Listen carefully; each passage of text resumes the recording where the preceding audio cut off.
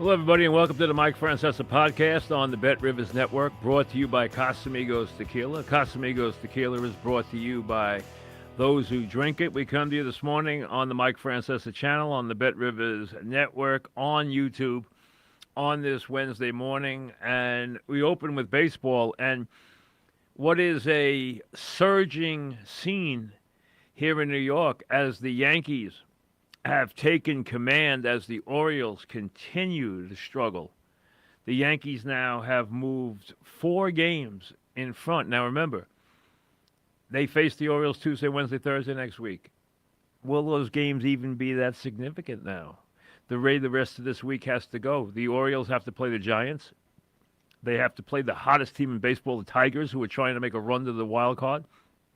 The Yankees will be in Oakland after they finish with Seattle. The Yanks have played, they've won 7 of their last 10. Orioles have only won 3 of their last 10.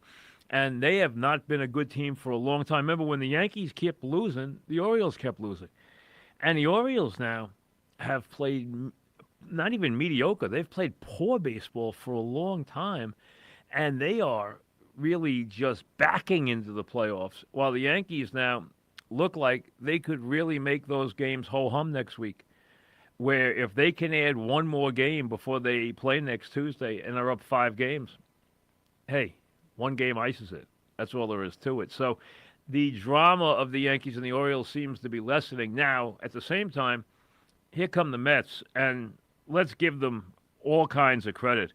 Whoever thought when the Mets were struggling as they were that they would ever see 15 games over 500. They were 11 games under 500. Now they have 15 games over 500. They have caught Arizona for the number 2 wild card. They are now 2 games ahead of the Braves, and they could render next week's games in Atlanta not unimportant, but maybe put it in a position where by the time they get there that the Braves have to sweep. And we know the Mets have all kinds of problems in Atlanta. And we know they've gone there where they just needed a win and couldn't get it done. But right now, they continue to fly, they continue to surge, and they're doing it behind just really stellar, amazingly stellar, and consistent starting pitching, game after game after game, and getting a lift. The biggest guy giving them a lift is Iglesias, who has had an amazing season and has hit 373 in his last 15 games. He's hit well all season. He's played brilliantly in the field, and he's hit 429 the last week. He has been a spark plug of spark plugs and is a big part of what the Mets have done. Even on these days where Lindor goes out, they get a lift from another kid. The bottom line is whatever the Mets have touched has turned to gold. And it's amazing what they've accomplished. Now, they haven't finished the job. They're not there yet, but they have taken an enormous step forward to the point now where it would be a disappointment if they don't make the playoffs. Because they are right now in a, I don't want to say solid or commanding position, but they're in a pretty good shape right now. They are 2.5 behind the Padres, but they've tied Arizona. Arizona and San Diego meet the last 3 games of the season, while the Mets play Milwaukee. And the only thing Milwaukee's going to be playing for is probably who they play, because they'll have locked up the 3rd division, and they're probably, well, they could still catch the Dodgers. It's not impossible. They're 2 games behind them. As far as best record, Phillies first, Dodgers second, Milwaukee third. First 2 obviously get buys, so that could still be in play. But the Mets right now, what a story, as they move 2 games in front in the wild card and finish up their series with the Nationals this evening. Now for the Yankees, one of the big keys has been the play of Torres. We told you about it a month ago. The people were getting very down on him. I said, listen, you're going to run the rest of the season with Torres. You're going to go with him, and it's going to be what it is. Well, what it's been is really good. He's hit 365 in his last 15 games. His on-base percentage in his last 15 games is 423. Now, what does that mean? It's a huge, huge difference for the Yankees. When they have a leadoff batter who gets on base, they score because of the two guys behind them. That leadoff hitter had been so bad all year. Now you have a leadoff hitter that's productive, and all of a sudden Torres is driving in runs. He's hitting runs. He's hitting home runs. He's driving in runs, and he's scoring a ton of runs. That has made an enormous difference, and will make an enormous difference if he can continue to play well and get on base. On base percentage at the top right there, because if they get the leadoff man on, they are most of the time going to score a run with the next two guys coming up. That's just the way it is. Now, you also got to like what they've gotten out of Heel this year. They've gotten 14 wins and 140 innings. That's impressive. It really is. He has done a heck of a job. And Wells, in his last 100 at-bats, Wells has knocked in 24 runs. That's pace for a full season of 125 RBIs. That's a big... So we talked about getting production on both sides of Judge and Soto. And now you're getting Wells in front of Soto and Judge, and then you're getting Wells behind Soto and Judge, and Torres in front of Soto and Judge. Makes a big, big difference. And it's made a big difference in their play. Without any question, made a big difference in their play. Now, a couple of things. Before I get to any more baseball, let me give you the Francesa baseball boost. Head on over to the Bet Rivers to take advantage of the Wednesday Francesa baseball boost. We had hit 4 in a row until last week. So it's hit 4 of the last 5. So we'll see if we can get back on winning ways, because we had hit 4 in a row. Now, today's boost is on Cortez to record at least 5 strikeouts and Judge to record at least 2 total bases. Okay, so we need Judge to hit a double or more. The original odds were 198. The boost bet is up to 225, only at the Bet Rivers app. So today's baseball boost, Cortez to get 5 strikeouts, the angry Cortez to get 5 strikeouts, and Judge to get 2 total bases in the game. And you know what? A lot of people were down on Cortez when he talked about how upset he was going to the bullpen. But he also made a statement there that you admire, and that is, I will never let my team down, even if I'm angry, even if I am disappointed, even if I'm hurt, that I didn't like going to the pen. I didn't think I should have gone to the pen. I didn't think I deserved to go to the pen. But he went out there and pitched like heck when he went to the pen. He pitched great. And he came back, and he's pitched well mad. And he's shown his competitive fire. How different is that than Cole, who disgraced the uniform, embarrassed the proudest of proud franchises with what he did? Disgraceful. The only reason I didn't do a whole podcast on that was I wasn't aware of it until very late Saturday night, because I told you I missed the game Saturday because I was up in Massachusetts watching my son play football. So when I got back, and I had seen the scores, I was looked on the scores on my phone. So they lost 7-1. Didn't pay much attention to it. And then when I got home, I got I read all these texts about how unbelievable it was. And I was like, and some of them from a couple of ex-players I know. And I was like, wow. So I went back and looked at it, and I was stunned, flabbergasted. Really, I cannot fathom what he did to this point. Forget a star pitcher doing that, any professional player doing that, but having a guy who's supposed to be your horse act like that, lie down on the mound. That will follow him forever. He embarrassed the entire franchise. And against the Red Sox, no less. Against any team, it would have been bad. Against the Red Sox, it's even worse. But I mean, you're the Yankees. Forget it. I don't care what team it is. I don't care if you were the Seattle Mariners. I don't care if you were the Chicago White Sox. You cannot play that way and perform that way. So give me a guy who's mad like Cortez, who goes to the bullpen angry, but then pitches like crazy because he's angry, and said, I will never let my team down. Versus what we got out of Cole, who as you know, I've never liked. So, I mean, I admit that. I had to grudgingly give him his due when he pitched well, but I've never trusted him in a big game, and because I've never really trusted his heart, and now I don't even know if he has one. That was a disgrace of the highest order. So the baseball boost, Cortez, 5 strikeouts, 2 total bases from Judge. Go to the Bet Rivers app, and we'll see if we can make it 5 out of 6.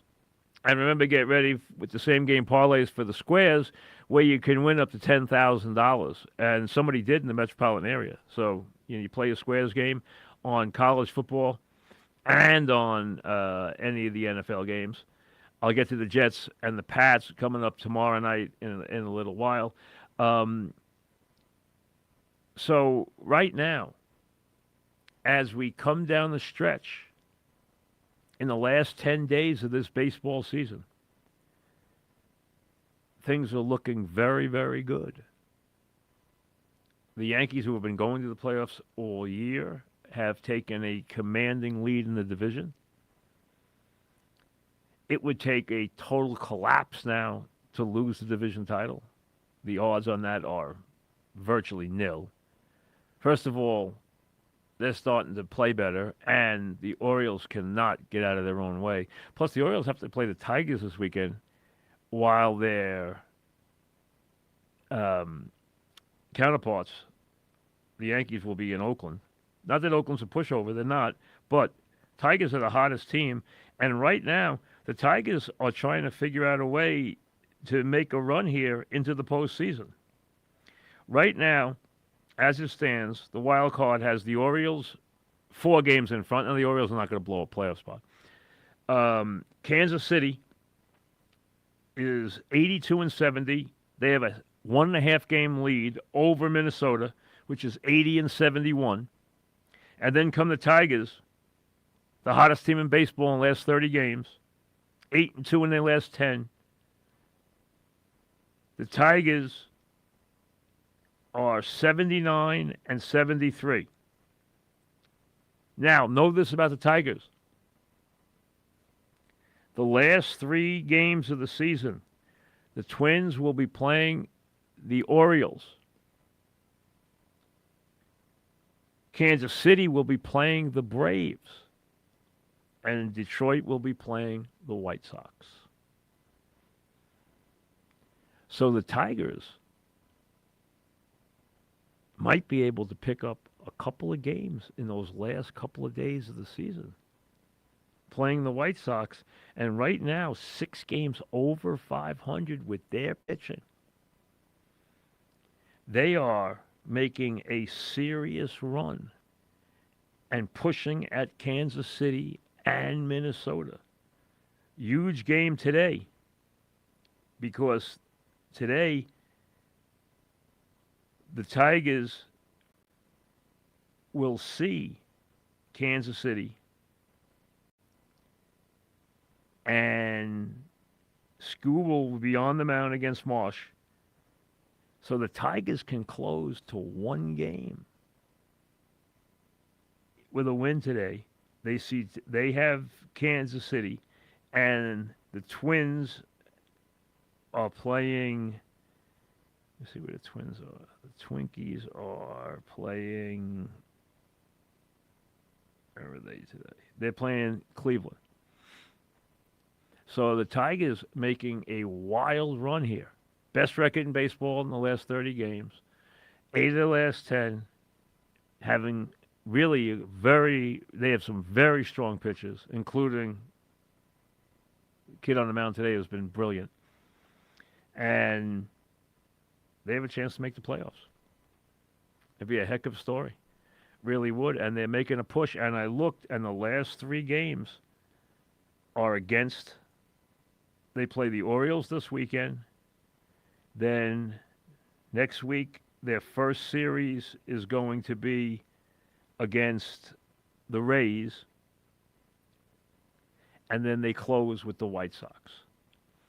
So the Rays are never easy. The Rays are finishing a disappointing season. They got rid of a lot of their players. They're 3 games under 500, but they're dangerous. But then they close with the White Sox. So the Tigers are very, very much in this. The Braves have fallen 2 games off the pace, so they have their work cut out for them. As they play today, the Mets will be obviously in action tonight against the Nationals with Quintana on the mound. And the Braves today are playing the Reds again. So at 6:40 this evening. So we'll see where things are. But right now, the Mets with a 2-game lead there. Now, a couple of NFL things before I get to the Jets and the Pats. Carolina, and this is not an easy thing to do, makes the move to Dalton. They feel their young quarterback is shell-shocked. Now, they brought their head coach in because he was a surprising choice because he interviewed well and because he is known to be a quarterback whisperer. Well, 2 games in, they felt they had to sit the quarterback down. They feel that he just needs to view things for a while because he's missing things that he shouldn't miss. Now, that offense has been putrid. That whole team has been awful and non-competitive in their first 2 games. They have been blitzed in both games. So we'll see how they do now with Dalton at quarterback. The Dolphins put Tua on IR so he can sit back and they can postpone what a lot of us see as inevitable. I just can't see Tua coming back to play anytime soon. Now, what that does for that team, I don't think they can go forward with the quarterback they have now. I have to see them making a move for a quarterback. They have kind of downplayed that they would go after a quarterback of any kind of stature. Let's see how that plays out now with Tua on IR. And watch what happens in Kansas City with Pacheco down for a couple of months. That team became very reliant on Pacheco, who was a highly, highly productive player, who went from being a little bit of a novelty with his pounding the ground and his fighting for every yard, and then he became very much, in the last year, a staple of their offense, a very big part of their offense. Now he's gone for at least 2 months. What this will do is will turn them back into much more of a passing team. It'll probably mean the reemergence of Kelsey for you people who are wondering why Kelsey hasn't done anything.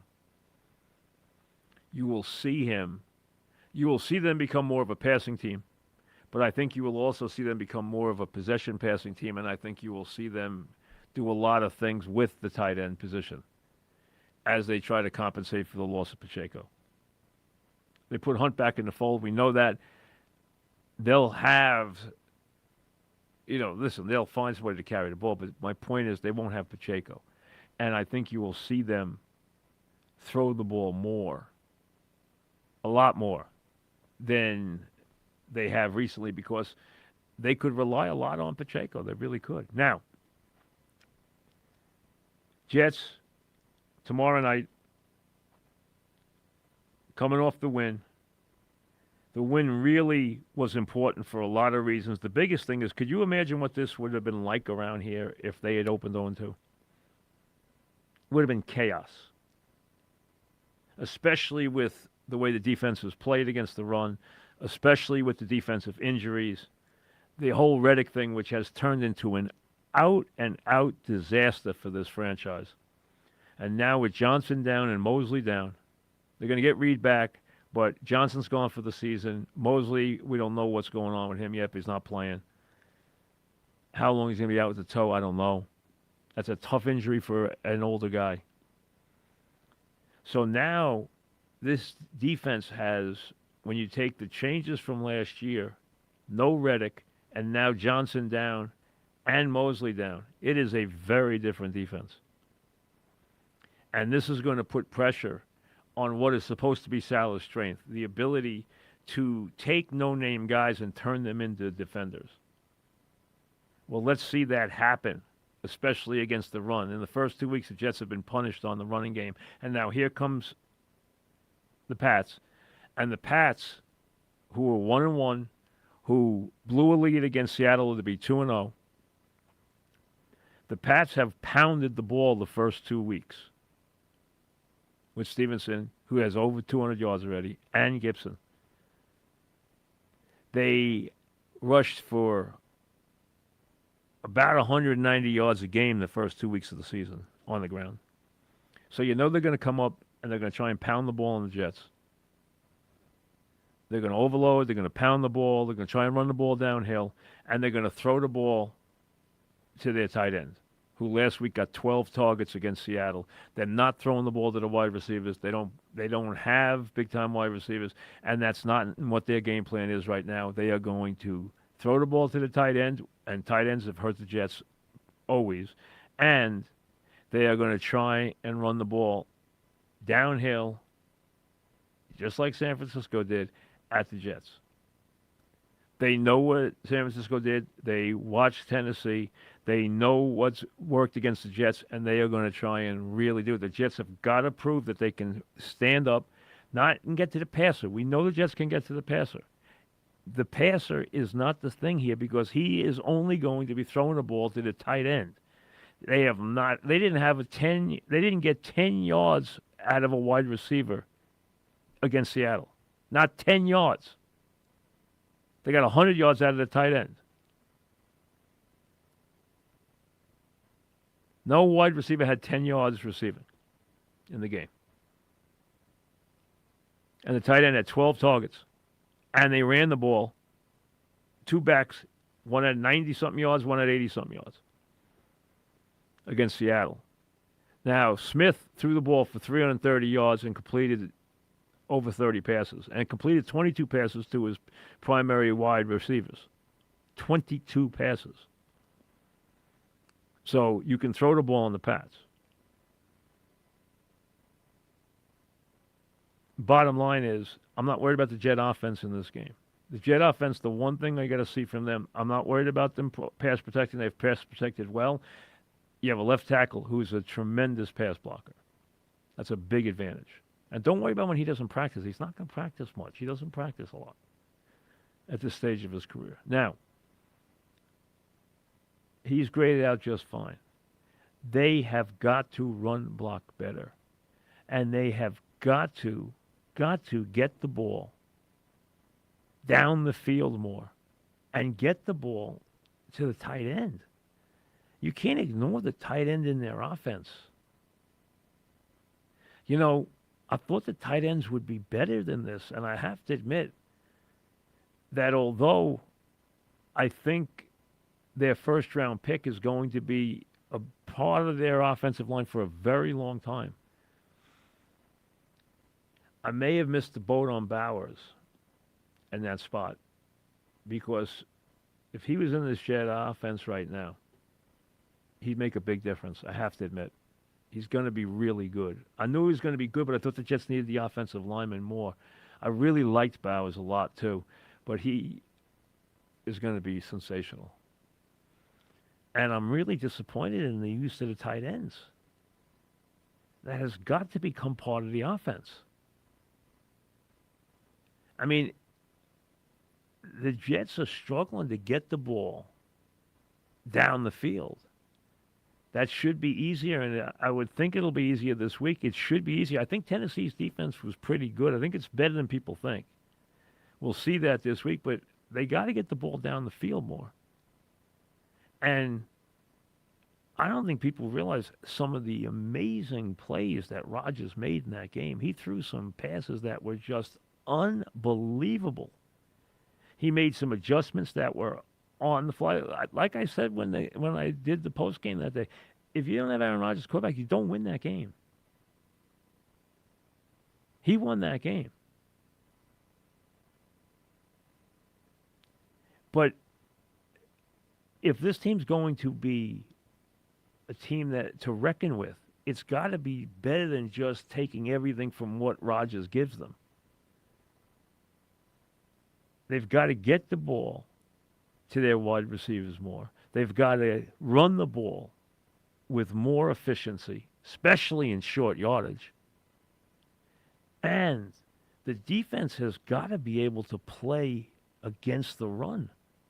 This defense right now is substandard. We weren't expecting it to be substandard. I know it's had injuries, but the feeling was that the one strength Salah had was he had done this before. He had developed the underappreciated players or the bottom line players, the secondary players, especially in the front seven. He'd been good at developing those players into key guys. He had done it before. He's got to do it again. But they have got to solve the Reddick thing. If they are not going to get something out of Reddick, then trade him away and then use what you get to get yourself another player that can help you in the front seven. They need to go out and add bodies to that front seven right now. Or get Reddick in here, one or the other. They cannot allow the losses that they had from last year and then Reddick not to give them anything and not adjust to that, especially now that you've lost Johnson and lost Mosley. Those are big losses. So right now, you're asking the offense to control this team. They can do that for the next couple of weeks. Can they do it for the whole season? Not if you want to go anywhere important this year. The defense is going to have to improve dramatically for that to happen. They can beat New England here, and I think they will. They can clearly beat Denver in 11 days, and they will really be able to utilize those 11 days. If they can get a win here and get to 2-1, which they should, and then they have Denver coming off an 11-day rest, they can get to 3-1. And take a deep breath, get through the first quarter of the season at 3-1 after an 0-1 start in San Francisco. They are right on schedule. In the NFL, you break the season into quarters and you try to win 3 out of every 4 games. If you do that, you're right on pace to be a big team. And that's the idea. That's why that win was so important. And now they're set up to come home and win 2 games and to beat the Pats, who remember, they haven't beaten the Pats at home in a very long time. That will be a very meaningful win. Plus, they got 11 days off where they can get some business done and really work on that defense. But they need to know that New England's going to come in there and they are going to try and pound the running game behind Stevenson and pound and throw the ball to the tight end. That's what they're going to do. And that's what's got to be taken away. They are not going to get beat with the wide receivers down the field. That's not going to happen.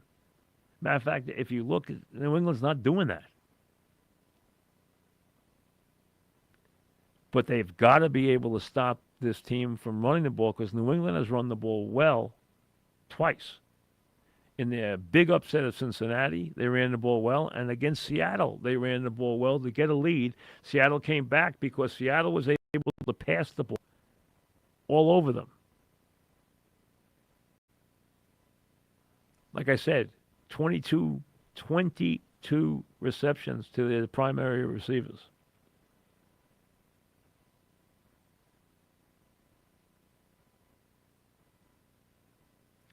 And I'm not even adding Lockett in as the third guy now. He had a couple of catches too, so it might have been 24 catches to the 3 wide receivers. That's a lot. And they passed for 330, 40 yards. Rodgers should have a good game against them. But the Jets have got to run the ball better in short yardage, and get the ball down the field to more people, and also figure out, hey, you cannot ignore the tight end position in this. Under the tight end would be a factor. This offense has to open up in that way and utilize more targets. And I'm hoping Williams is going to be healthy because he could be a big factor in this. The catch he made the other day was a critical one. And I'm telling you, that 2nd and 16 was just, there were 3 or 4 that were just vintage Rodgers.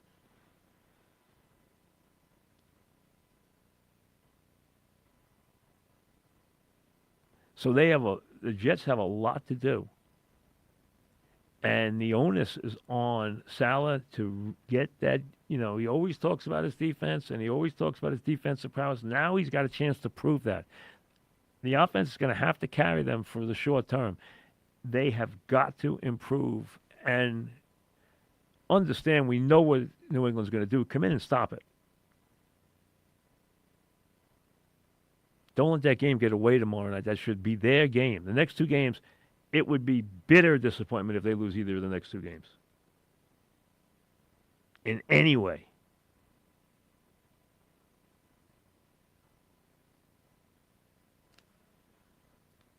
Emails. Mike Francesa podcast at gmail.com. Let me get to some emails. We haven't taken any, so let me get to a couple here. Let's see. Okay, so send them to Mike Francesa podcast at gmail.com. We will be on tomorrow night live after the Jets, win or lose, after the Jets and Pats play tomorrow night. We'll be live Friday morning with our Football Friday program for week 3 at 10 o'clock Friday morning live. So tomorrow night, live after the game. Friday, 10 a.m. Eastern Time, live with our Football Friday program for week number 3. And I'll tell you, some very interesting storylines for week number 3. Really, a couple of really interesting things. The 2-0 Chargers. Are you surprised they're 2-0 on the hub or no? Are you surprised about Dobbins? I'm not. If you follow me, you know that I've always been a big Dobbins guy. The only problem with Dobbins is he keeps getting hurt. I knew he was a premier back. I've always known he would be a premier back. The question was, can you keep him healthy? That's the same question now. They're 2-0. They go in to play the 2-0 Steelers. Now, think about that. The Chargers or the Steelers are coming out of that game 3-0. Either Harbaugh's coming out of that game 3-0 or Tomlin's coming out of that game 3-0. So one of them has got a big leg up right off the start of the season. Texans and Vikings, both 2-0. A lot of people like what they've seen from the Texans. A lot of people have big expectations for the Texans. Sam Darnold and the Vikings 2-0. Now, the Vikings have a lot of injuries this week. Jefferson, Addison. The tight end still is hurt.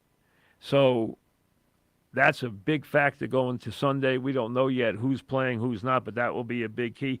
But the Texans or the Vikings are coming out of that game 3-0. Now, conversely, how about an early game that you say, what about the team that comes out of this game on the south side? The 0-2 Ravens. The Ravens have only been 0-2 once in 16 years under Harbaugh. They went 5-11 in that year. They blew a 10-point lead to the Raiders last week. They have blown more double-digit leads in the last 20 weeks of NFL play than any team in the league.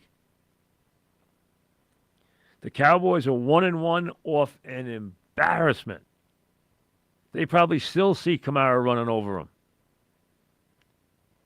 You get hit by a 40 spot by the Saints.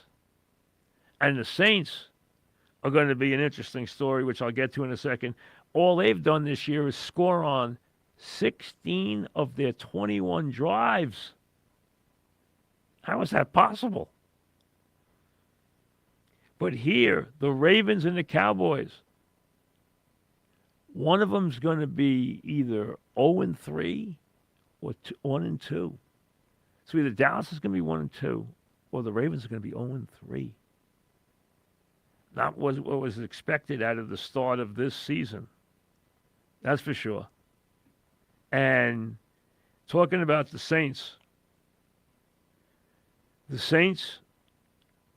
have been nothing short of spectacular. They're 2-0. The Eagles go in there to take on the Saints.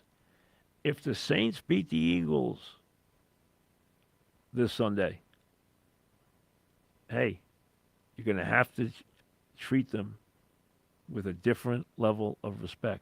That's all there is to it. If they can win at home against Philly, and Philly coming off a brutal loss to Atlanta in a game that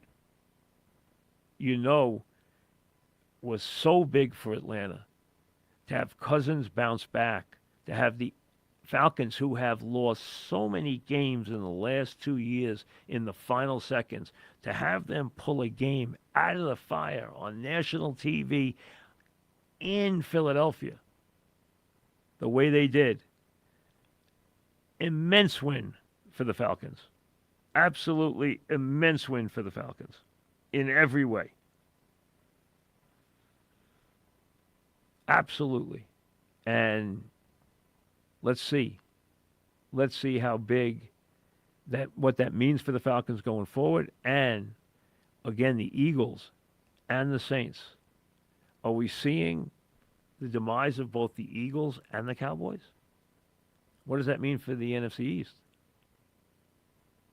We know Washington's not any good. We know the Giants aren't any good. Somebody's got to win a division. And then you have some desperation games like the Jaguars are 0-2 going to Buffalo. Not easy for them, okay? 0-2. And the Chiefs get the Falcons on Sunday night. So a big test for Atlanta right off their big win.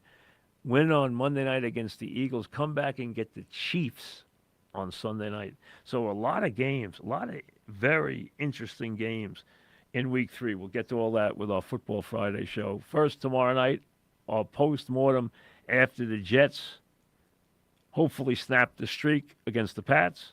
And then Football Friday program live 10 o'clock Friday morning. Now, Mike Francesa podcast at gmail.com. Starts with AJ. Do you think Tomlin is one of the better coaches in the league? I mean, I think it's a silly question. I think the question you want to ask is, does Tomlin still have the ability to take a team all the way? It's been a long time. The question is, can they get an offense? We know what the Steelers are going to do defensively. Week in, week out, year in, year out. You know they're going to be competitive and tough and will fight you and will play defense and will always be at least right around 500 or better. Can they take a quantum leap offensively that allows them to become an elite team? Can they uncover a quarterback after all these years? Now, they didn't expect it to be Fields, but right now it is Fields. I think Pitt is still a cut below the top. I don't think they're capable of beating the best teams. Ian asks, is Gronk the worst personality on air doing NFL in years? He's unwatchable. Well, listen. Anything that deals with announcers is highly subjective because it's how they hit you. They don't bring anything that allows you to objectively rank them. It's all subjective, whether you like or dislike a certain personality. They've turned Gronk, who had a brilliant career, into a clown. He gets a lot of commercials. They've turned him into a stooge. Does he want that? I don't know. That's what he's become. But again, it's all subjective. It really is. Like a guy, not like a guy. That's all it is. You see, the funny thing with announcers is they are window dressing on games. They don't impact anything. It's what you like, you don't like. What you're gonna, if you're a fan of that team, you're gonna watch that team no matter whether they put the first team on or the eighth team on or the fifth team on. It doesn't matter. You might enjoy the game more. Like in the old days, the Giant fans always wanted Summerall and Madden on the game, but if they didn't get him, they didn't care. They might have said, "Boy, I wish Madden was doing this game." People liked Madden. Did he impact the ratings? No. Dave, Ohtani will get a lot of MVP votes. No, Ohtani will win the MVP. He will win the MVP. What are your thoughts on a DH winning an MVP? Well, when the DH is stacked up against a player who plays a defensive position, if it is a shortstop like Lindor or a catcher or a center fielder, it should be taken into account what the guy brings defensively versus a DH. But when a guy puts up the numbers Ohtani is, he's going to win it. And he's also that big a star. He's going to win it. Judge and Ohtani are going to be the MVPs. Mark, how much lack of talent of the Giants falls to the old regime versus the new regime? Gettleman put them in a hole. You cannot build your team around a running back, and you cannot take a running back that high in the draft. It is wasted value. It is a wasted pick, no matter how good the guy is, because you don't win building your team around the running back position. The Giants have made mistakes. And the biggest thing I have with the Giants this year is now, and I think their first-round pick this year is going to be a highly productive player. We all do. He clearly is another one of these wide receivers who are, going to be very impressive. Just like we knew Harrison was going to walk in and be Harrison, Neighbors, great things were expected from him too. And he's already delivered, although that was a big drop. The Giants have let the quarterback position run them. And that's the one thing that you have to get past in the NFL, is you cannot be always in the search or be always deciding on the quarterback position. If you cannot get past that, it's very hard to win in this league. And it's very fair to say that they don't believe in Jones. They don't. They can tell you they do, but they don't. They clearly don't. And they made it very obvious when you saw them in the preseason that they didn't believe in him. It was very clear what the head coach wanted. It was very clear that they were looking to make a move. Now they have to put a team around him and live with the consequences. But, hey, Gettleman's gone. His day is over. The Giants have the wherewithal now to build a better team. They have to do it, or there'll be another regime. Can you share your thoughts on the A's leaving Oakland and going to Vegas? Hey, you have to do what makes sense from a baseball standpoint. There aren't a lot of places when a city is not supporting a team and the city will not make the necessary moves to support a team, both structurally and in terms of fan base. You have to move. The problem is there aren't a lot of places to take a baseball team in America. There really aren't. And I don't think Vegas is perfect for baseball for a variety of reasons. And you got to live with it. That's all there is to it. So it didn't have a lot of choices. So I don't think it's a great thing. I'm not going to miss Oakland. I don't think anybody else is. But, I've always thought of Oakland as a football town, to be honest with you. It's not a bad basketball town either. But it's not been a great baseball town for a very long time.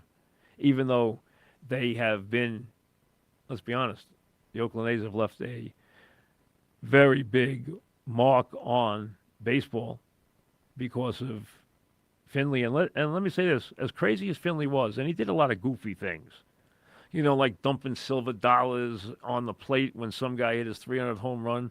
That was back in the days of Rocky Colavito. Doing some terrible things like Mike Andrews. Doing some really strange things. But a lot of the things that he predicted about baseball that people thought was so out there. I remember he put out a list once. And I remember reading it.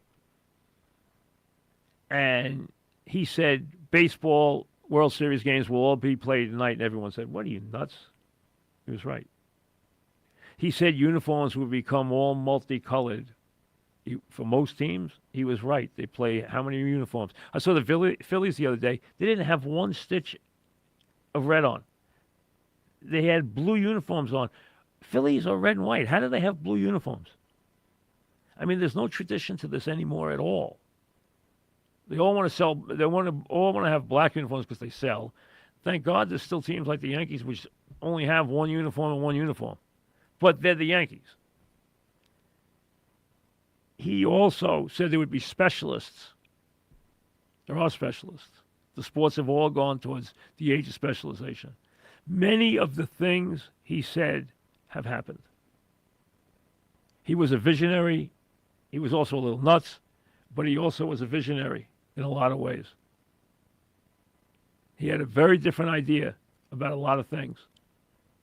One of the things he wanted to do, which think about it if it ever happened, he wanted to pay every baseball player season by season and let them all be free agents every year. Could you imagine the scramble that went on if that happened?